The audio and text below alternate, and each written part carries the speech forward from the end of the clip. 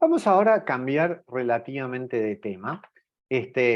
Fíjense, a lo largo de los años, esto es las publicaciones, lo escribe esta publicación el presidente de la Sociedad Europea de Aterosclerosis, cómo con el tiempo cayó el nivel de publicaciones sobre el HDL, sobre el LDL siempre siguió subiendo, sobre la LPA va subiendo, y hay un progresivo aumento de los remanentes y los triglicéridos. En Argentina, en la misma cohorte CESCAS que les contaba, Uruguay, Chile y Argentina, 7.500 personas, fíjense la frecuencia que hay bastante alta de HDL bajo. Esto es porque tenemos dos ciudades con mapuches, que es la ciudad de Temuco en Chile y la ciudad de Bariloche, y en los pueblos originarios, como son estas dos ciudades, es bastante frecuente el HDL bajo, lo mismo que ocurre en México, y hay una frecuencia de triglicéridos bastante alto en esta cohorte, que es nuestro Framingham. Es muy importante tener esa información. Y entonces cuando vimos que en esa cohorte, cuando vemos y tratamos de ver qué sucede con las partículas, medimos el HDL y también podemos, disculpen que no funciona la animación, perdón un segundito, voy a ir para atrás. Acá debería haber una animación. El no HDL es el colesterol que no está en el HDL y que corresponde al que está en los remanentes, este de acá, el del VLDL, los intermedios y el LDL. Entonces el no HDL sería el que representa el colesterol total menos el HDL, representa todas las partículas aterogénicas que hay circulando. Y si vemos lo que sucede cuando suben los triglicéridos, también de Copenhague, de este mismo autor que les decía, acá tenemos triglicéridos progresivamente crecientes, ¿no? Hasta 176, hasta 250 y más de 450. Fíjense lo que sucede. Primera cosa, que a medida que suben los triglicéridos, el HDL va bajando, porque se pierde a nivel renal. El LDL se mantiene relativamente estable, y lo que sucede es que empiezan a aumentar los remanentes, estos que están en rojo. Esto es una situación extremadamente aterogénica, y entonces, ¿por qué? Porque baja el HDL, suben los remanentes y suben también del LDL las partículas pequeñas y densas. Pero vamos a ver cómo podemos manejar estos pacientes con triglicéridos altos.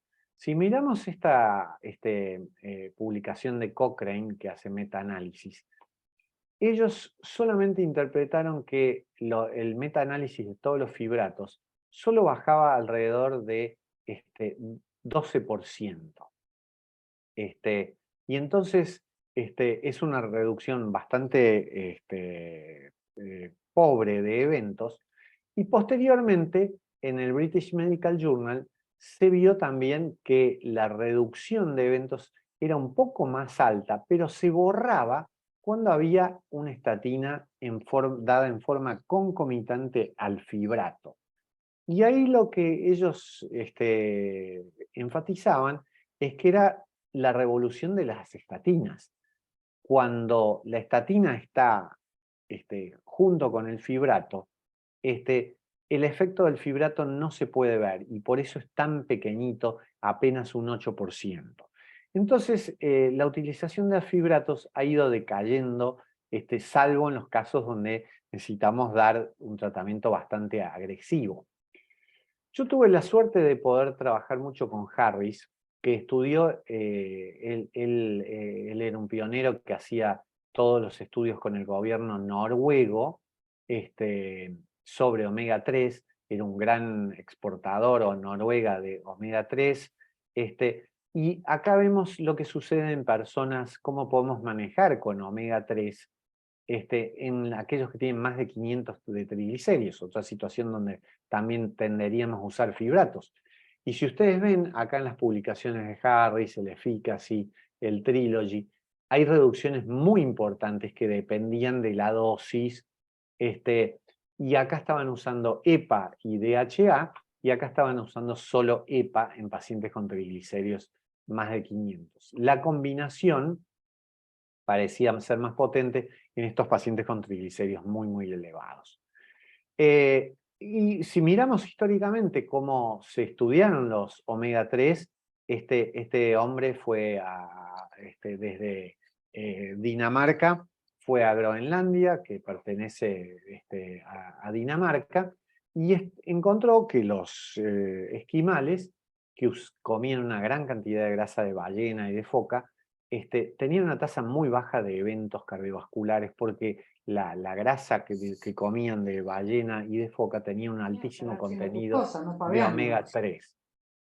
Por otro lado, hubo estudios donde se comparaba poblaciones que consumían mucho pescado y otras que consumían poco, cohortes, sobre todo en fábricas o en empresas grandes, y después esta etapa en los 90 fue muy importante. Harris como autor siguió también los niveles de omega 3 como un predictor de riesgo cardiovascular, y más recientemente todos los estudios que se hicieron en omega 3 en diferentes combinaciones, hasta que la FDA aprueba el eicosapent, que es esta droga etilo de eicosapent, que es la marca esta americana, y donde se ve, y lo publican en New England, que hay una reducción muy, muy importante de eventos, que se da justamente porque los triglicéridos aumentan. Fíjense, acá está cómo bajan con aceite de pescado, cómo bajan los triglicéridos y cómo aumenta el RNA de la lipoproteína lipasa, que es uno de los principales degradadores de el triglicérido, y por eso el efecto. Y acá tenemos cómo se incorporan, sobre todo que es el más activo, el EPA, el que está en el eicosapent-etilo, se incorporan a la membrana, impiden la formación de estos cristales de colesterol en la membrana y muchos otros efectos, entre los cuales está disminución de la trombosis, disminución de la progresión de las placas, ciertos efectos antiinflamatorios por el coeficiente entre EPA y ácido araquidónico, que tiene un efecto inflamatorio, el ácido araquidónico, y también estabilización de la placa, por esa diapositiva anterior que les había mostrado. Y acá está la publicación de 2019 del estudio REDUCIT, donde se vio que había un porcentaje muy importante de reducción de 25% en todos pacientes con evento cardiovascular previos, todos pacientes con estatina, que eran randomizados a aceite mineral o eicosapent etilo en una dosis de 4 gramos por día. Como es tan alta, le daban 2 gramos al almuerzo, 2 con la cena, para que fuera más tolerable por la carga de grasa. Y entonces podemos un poco concluir, dividiendo 4 cuadrantes, ¿no? Podemos concluir que si el riesgo cardiovascular es muy alto, en este cuadrante, en esta parte superior, riesgo cardiovascular muy alto, riesgo cardiovascular bajo, y en este eje, triglicéridos bajos o moderados o triglicéridos altos. Y entonces empecemos con el grupo de riesgo cardiovascular alto, como el del estudio REDUCIT, que tenían triglicéridos y LDL elevado. El tratamiento pareciera ser la estatina e el eicosapent etilo. En este cuadrante, donde tenemos triglicéridos severos o muy altos con riesgo de pancreatitis, sigue siendo utilizable los fibratos. Y en los que tienen riesgo cardiovascular bajo o intermedio, con triglicéridos bajos o moderados, se pueden seguir utilizando las estatinas. Así que esto es un poco como ha quedado distribuido la utilización de estas drogas. Lo que ahora les quiero mostrar de la terapia combinada es que, y para enfatizar un poquito en la absorción de colesterol que les había mencionado antes, tenemos a nivel nuclear este receptor de colesterol en el núcleo. Esto es como si fuera el termostato en el motor de un auto, ¿no? Es un sensor muy, muy potente de colesterol y que va a regular tres procesos. La actividad de la HMG-CoA reductasa, que va a ser productora de colesterol. La segunda sitio de acción va a ser la formación de receptores al LDL que lo van a captar. Y el tercero es la producción de PSK9. Entonces tiene tres mecanismos de regulación muy, muy importantes de la producción de colesterol y este sensor de colesterol va a estar muy influenciado por cuánto colesterol le llega del intestino. Y entonces hace que exista esta sinergia porque están influenciados los tres procesos, la HMG, los receptores al LDL y los PSK9, que todos van a estar regulando la concentración plasmática de LDL. Y entonces tenemos tenemos esta regla del 6 que baja 6% adicional, lo que logramos con ese ezetimibe y lo que logramos con los inhibidores de PSK9. Entonces, ya cerca de concluir, perdón, como mensajes finales, tenemos que cada vez enfocarnos menos en las dosis, porque las dosis se basaban en las dosis que se habían usado en cada estudio clínico, y basarnos cada vez más en las metas.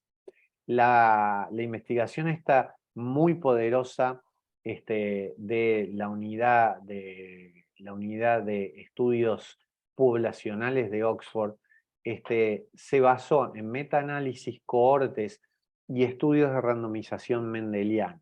Estos estudios mendelianos comparan en el muy largo plazo qué tasa de eventos tiene gente que tiene heredado colesterol muy bajo y qué tasa de eventos tiene un grupo poblacional que tiene heredado un colesterol muy alto. Y entonces, basado en eso, no solo en los estudios clínicos, es que ellos llegan a esa reducción de eventos en el largo plazo. ¿Y por qué es este cambio entre dosis y metas? Porque hay una relación lineal, directa y continua entre el descenso de LDL y los eventos cardiovasculares. Y eso ha hecho que haya cambiado mucho y que cada vez usemos más combinaciones de drogas, porque muchas veces no llegamos a las metas porque los pacientes son hiporrespondedores o tienen mialgias, que es lo habitual con las dosis altas. Así que con esto termino.